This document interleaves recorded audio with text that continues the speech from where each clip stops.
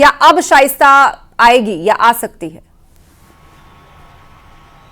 देखिए, ये कयास उस वक्त भी लगाए जा रहे थे और ये कयास फिर लगाए जाएंगे। जब अतीक और अशरफ मारे गए थे तब भी ये बात सामने आई थी कि शाइस्ता जरूर आएगी। उससे पहले असद एसटीएफ के साथ एनकाउंटर में मारा गया था, तब भी ये बात सामने आई थी कि उसकी मां शाइस्ता जरूर सामने आएगी। उसी के बाद अतीक अशरफ भी मारे जाते हैं, लेकिन कोई पुष्टि नहीं है, कोई प्रमाण नहीं है। तो अब हालांकि देखना यही होगा कि अब उसके जो 2 बेटे बाहर थे उनमें से भी एक की मौत हो गई है, तो क्या शाइस्ता अब आती है?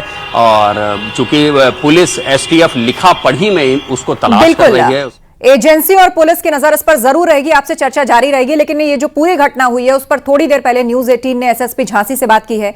उन्होंने क्या जानकारी दी, आपको सुनवाते हैं। के एसएसपी पीवी मूर्ति हमारे साथ इस वक्त फोन लाइन पर जुड़ गए हैं। सर, आपसे जानना चाहेंगे, जिस तरीके से ये घटना हुई है, अतीक के छोटे बेटे की मौत है, जाहिर सी बात है चूंकि मामला ऐसे परिवार से जुड़ा है तो कई तरह के सवाल और आशंकाएं भी होंगे, लेकिन पुलिसिया जांच में अभी तक क्या मिला है?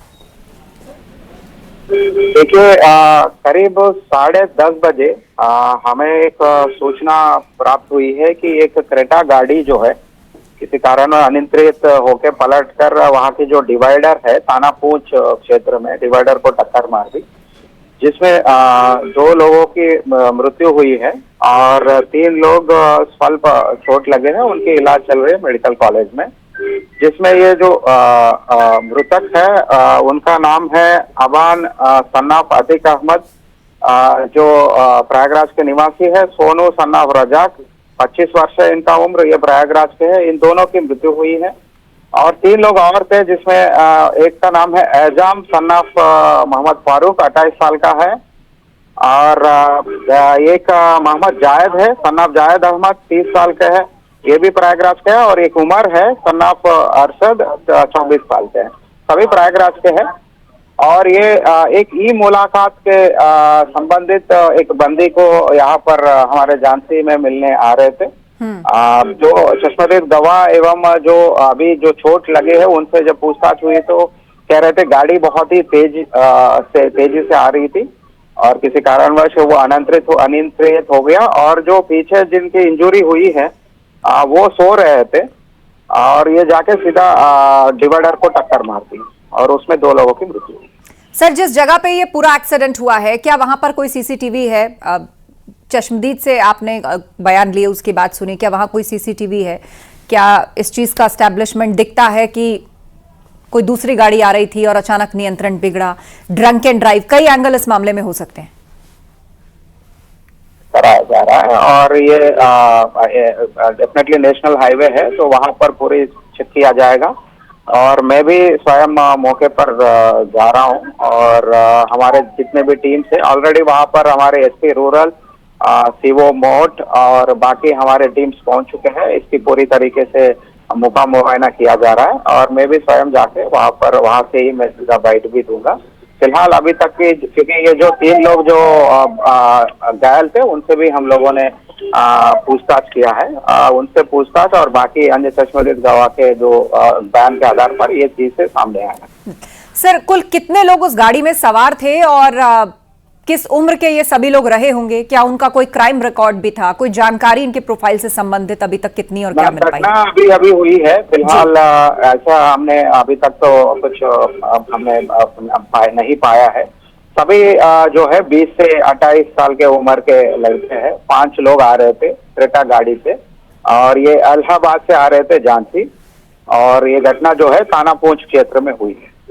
जी, और जो दूसरी गाड़ी सामने से आ रही थी और जिसको बचाने के कारण ये हादसा हुआ है, क्या उससे कोई बातचीत हो पाई है? उसमें कौन सवार था, उसे कौन ड्राइव कर रहा था, उससे संबंधित कोई जानकारी मिल पाई है? वो जो है वहां पर अलग एक है, तो कोई वो जो व्यक्ति कह रहा था वो बाइक कोई सामने आए तो उसको बचाने के, और दूसरा एक जानवर की बात भी कह रहे थे वो कि कोई जानवर आए उसको बचाने के लिए ये जब सडन टर्न लिया था तो अनियंत्रित होकर पलट गए। वो थोड़ा सा ये लोग अगर जो इंजरी हुआ है जिनका इलाज चल रहा है उनसे और भी क्लियरली बात कर लेंगे। जो पीछे थे उनसे बात कर रहे थे, वो कह रहा था कि हम तो सो रहे थे, बट वो खुद मान रहे कि बहुत तेजी से आ रही थी गाड़ी, और वो किस कारणवश हुआ है वो सब अभी कैमरा वगैरह फोरेंसिक वो सब भी कराएंगे, तो जो भी चीजें सामने आएंगे आपको। जी जी जी, क्या इनके परिवार वालों में से कोई पहुंचा है? उन सबको इन्फॉर्म किया गया होगा? नहीं मैम, कर रहे हैं अभी अभी घटना होके hardly it's been an hour. We will do all the things which are legally, जो होना है वो सब हम कराएंगे। जी, बातचीत के लिए धन्यवाद सर। पूरी जानकारी दी एसएसपी झांसी ने।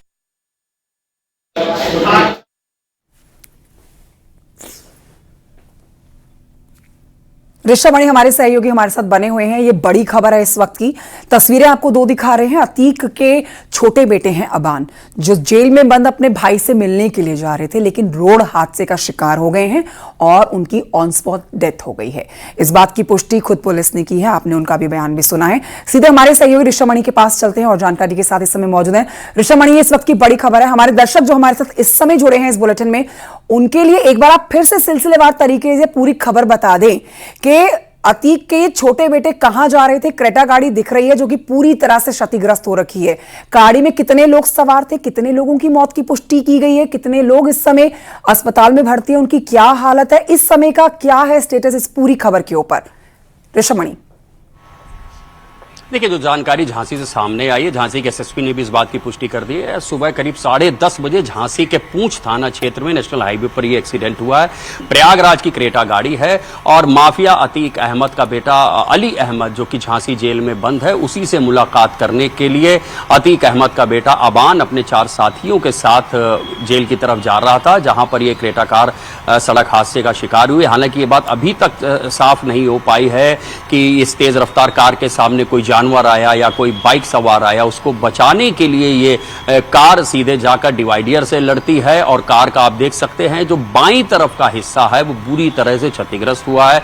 ये बात सामने आई है कि ड्राइवर के ठीक बगल में अबान बैठा था, अबान के पीछे सोनू बैठा हुआ था। अबान और सोनू की मौत हो चुकी है। कुल 5 लोग इस कार में बैठे थे। जायद कार चला रहा था, जायद की कार बताई जाती है। तो फिलहाल जायद, एहसन और एक व्यक्ति उमर करके है, ये तीनों लोग सरवाइव कर गए हैं। ये लोग मेडिकल कॉलेज में हैं। एक का बयान भी आया है, ये बात उसने कही है बयान में भी कि हाँ, मुझे झपकी लग गई थी, पीछे सीट पर जो बैठे हुए लोग थे। अचानक क्या हुआ समझ में नहीं आया, लेकिन कार की डिवाइडर से जाकर लड़ी। अब बात कर लेते हैं अतीक अहमद की। चूंकि अतीक अहमद एक बड़े माफिया के तौर पर जिसको जाना जाता था, हालांकि पुलिस कस्टडी में अतीक अहमद और उसका भाई अशरफ भी मार दिए गए। अतीक अहमद के ऊपर 101 से ज्यादा मुकदमे थे, अशरफ पर भी 20 से ज्यादा मुकदमे थे। और उमेश पाल हत्याकांड के बाद ही उसका जो सबसे बड़ा बेटा असद है वो एसटीएफ के साथ एनकाउंटर में मारा गया। उसके 2 अन्य बेटे अली और उमर वो जेल में बंद हैं और ये 2 बेटे जो जुड़वा बताए जाते हैं यही बाहर थे। उन्हीं में से एक अबान की इस सड़क हादसे में मौत हुई है। कुल 5 लोग कार में सवार थे, 2 की मौत हो चुकी है। जो मृतक हैं उन सभी के शवों का पैनल पोस्टमार्टम कराया जा रहा है, उसकी वीडियोग्राफी कराई जा रही है। एसएसपी का कहना है कि हम वहां उसकी पूरी गाड़ी का भी टेक्निकल ऑडिट करा रहे हैं, फॉरेंसिक मुआयना करा रहे हैं और जो भी अच्छी से अच्छी इन्वेस्टिगेशन की एसओपी है, जो प्रोटोकॉल है, हम उसको फॉलो कर रहे हैं। अतीक अहमद से जुड़ा हुआ मामला है, उसके परिवार से जुड़ा हुआ मामला है, लिहाजा साजिश से इनकार नहीं किया जा सकता है। तो पुलिस का भी यही कहना है। और ऋषभ मणि, इसीलिए एक बड़ा सवाल तो यहाँ आपसे पूछना बनता है कि क्योंकि अतीक से जुड़ा हुआ ये मामला है, साफ तौर पर ये एक बड़ा एक्सीडेंट है, तस्वीरें भी काफी भयावह हैं और गाड़ी की जो हालत है उसको देखकर समझा जा सकता है कि इस एक्सीडेंट में जितने भी लोग गाड़ी में सवार होंगे उनका बचना काफी मुश्किल है।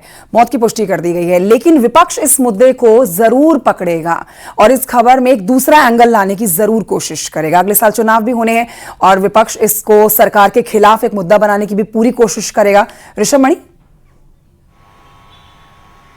देखिए, एक्चुअली अब अबान का या उसका जो जुड़वा भाई है उन लोगों का ऐसा कोई क्रिमिनल रिकॉर्ड नहीं है।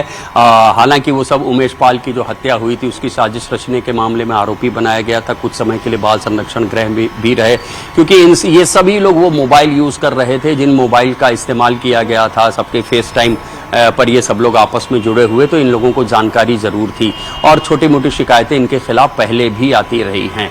लेकिन अगर मैं पुलिस की बात करूं तो पुलिस की लिस्ट में ये दोनों भाई नहीं थे, लेकिन हाँ इतना जरूर है चूंकि अतीक अहमद का परिवार है तो निगरानी जरूर रखी जाती होगी, इस बात से इनकार नहीं किया जा सकता और ये पुलिस की जिम्मेदारी भी है कि वो ऐसे लोगों पर निगरानी रखें, तो निगरानी जरूर रखी जा रही होगी। लेकिन एक दूसरा साइड भी हमें देखना होगा कि अतीक अहमद जिसके ऊपर 101 मुकदमे थे, तमाम लोगों से उसकी रंजिशें हैं।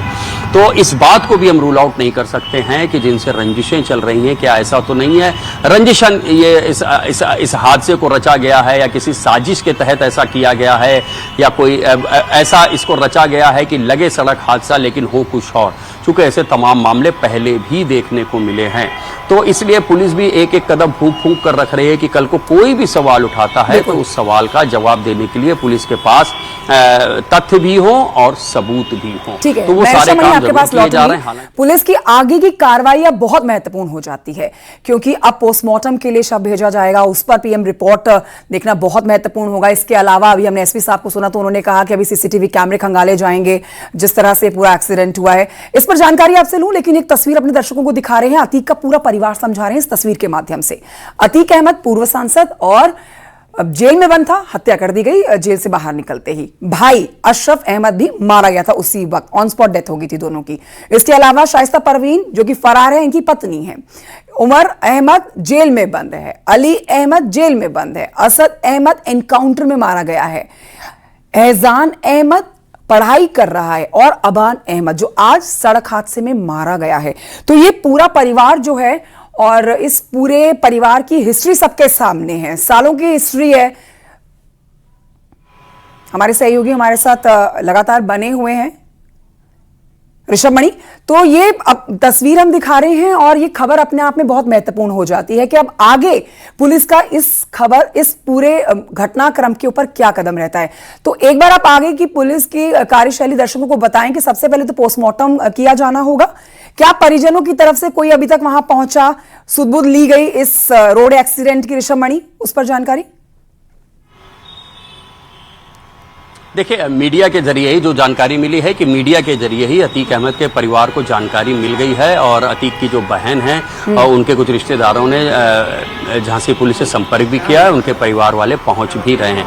लेकिन पुलिस का जो प्रोटोकॉल है, जो एसओपी है, उसी के तहत जैसा मैं पहले भी बता रहा था, एसएसपी झांसी ने ये बात कही है कि हम इसका डॉक्टर्स के पैनल से पोस्टमार्टम कराएंगे, दोनों शवों का पूरे पोस्टमार्टम की वीडियोग्राफी भी कराई जाएगी और जो टेक्निकल ऑडिट होता है उसका मौका मुआयना भी कराया जाएगा, उस वाहन का टेक्निकल ऑडिट कराया जाएगा। फॉरेंसिक फील्ड यूनिट भी मौके पर जा रही थी, जो मेरी उनसे कुछ देर पहले बात हुई थी, तो वहां पर फॉरेंसिक भी सबूत जुटाएगी। फिर सीसीटीवी फुटेज भी खंगाले जाएंगे ताकि ये बात सामने आ सके कि क्या वाकई सड़क हादसा है या कहीं कोई साजिश की बू भी आ रही है। तो फुटेज अगर मिल जाता है तो उससे तमाम चीजें साफ हो पाएंगी, टेक्निकल ऑडिट से साफ हो जाएगा, गाड़ी की कंडीशन कैसी थी, गाड़ी की स्पीड कैसी थी, ये तमाम बातें जो 3 लोग घायल बताए जा रहे हैं। रोड एक्सीडेंट हुआ क्योंकि अभी से रोड एक्सीडेंट की शक्ल दी जा रही है और तस्वीरें भी वैसी आ रही हैं, तो पुलिस को किसने खबर की? गाड़ी में जितने लोग सवार थे उसमें मौत की पुष्टि की गई है, कुछ लोग इतने घायल हैं कि उन्हें अस्पताल में भर्ती कराया गया है। पुलिस तक ये जानकारी कैसे पहुंची, पुलिस कितने समय में वहां पहुंची है, इस पर जानकारी दीजिए। देखिए, अभी जो बताया गया है वो यही कि किसी राहगीर ने यूपी 112 को कॉल की थी, जो इमरजेंसी सर्विस है उत्तर प्रदेश पुलिस की, और पहले यूपी 112 की जो इमरजेंसी सर्विस की मोबाइल वैन है वही मौके पर पहुंची। तब तक इस बात की शिनाख्त, ये बात तय नहीं हो पाई थी कि मरने वाले कौन लोग हैं। और ये तो जब बाद में बात सामने आई है कि इसमें एक जो मृतक है वो अतीक अहमद का बेटा है, तब उसके बाद ये इस मामले को थोड़ा सा महत्व मिला है। और उसके बाद सीनियर अफसर जो सीओ साहब मौके पर पड़ते हैं, एसएचओ पहुंचे हैं, जो वहाँ के एसपी रूरल हैं वो भी वहाँ मौके पर पहुंचे हैं और एसएसपी भी पहुंचे हैं। तो अभी जो बताया जा रहा है उसके मुताबिक यूपी 112 को ही किसी राहगीर ने कॉल की है और एक एक्सीडेंट के तौर पर इसकी जानकारी दी गई थी।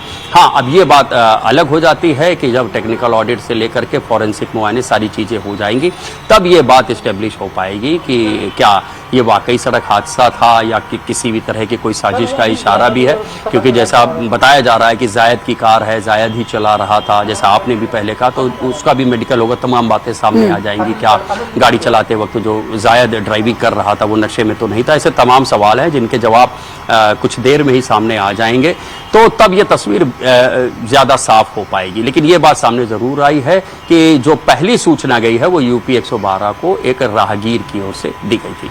ठीक है, अब आगे जो पुलिस की कार्रवाई होनी है उसमें बहुत महत्वपूर्ण कुछ ऐसे बिंदु हैं जिनका पूरा करने के बाद ही परिजनों को शव सौंपा जाएगा। कोई जानकारी, क्योंकि आप इस समय ग्राउंड जीरो पर मौजूद हैं, ऋषभ मणि, और पुलिस के लगातार संपर्क में हैं कि कितनी देर में पीएम, मतलब कितना समय लगेगा पीएम रिपोर्ट आने के बाद, वो पूरी क्या पुलिस की कार्यशैली होती है जिसे पूरा करने के बाद ही परिजनों को शव सौंपा जाएगा और फिर सुपुर्द खाक किया जाएगा?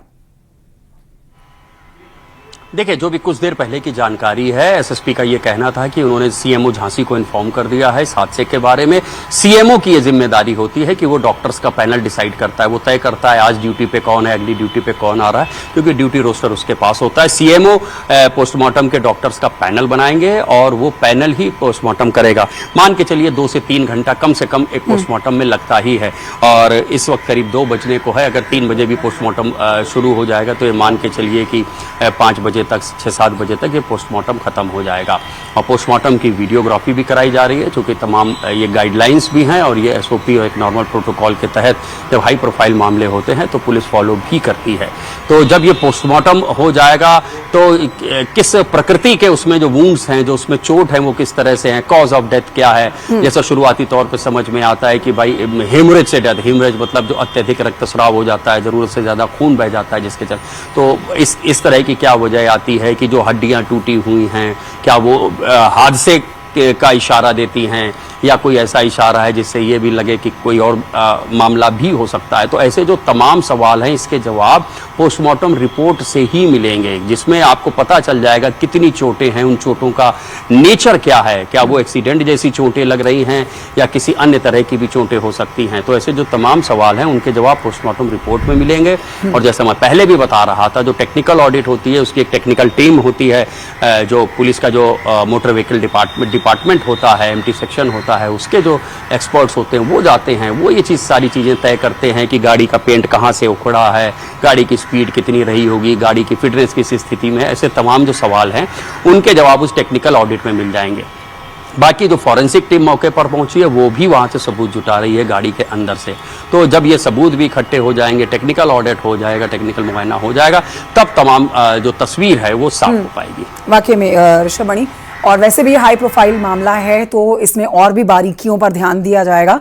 तो पुलिस की पूरी इस आगे की प्रक्रिया में आप अभी 3 से 4 घंटे बता रहे हैं, उसके बाद ही आगे परिजनों तक शव को सौंपा जाएगा। ठीक है ऋषभ मणि, जो 3 लोग घायल हुए हैं वो अस्पताल में भर्ती हैं, हमारे दर्शकों को एक बार उन पर जानकारी जरूर दे दें, उनकी हालत क्या है, क्योंकि जो तस्वीरें गाड़ी की निकलकर सामने आ रही है, आगे का हिस्सा पूरा खत्म हो चुका है। तो ये समझा जा सकता है जो आगे की सीट में सवार होंगे ना 2 लोग, उनका तो बचना नामुमकिन है।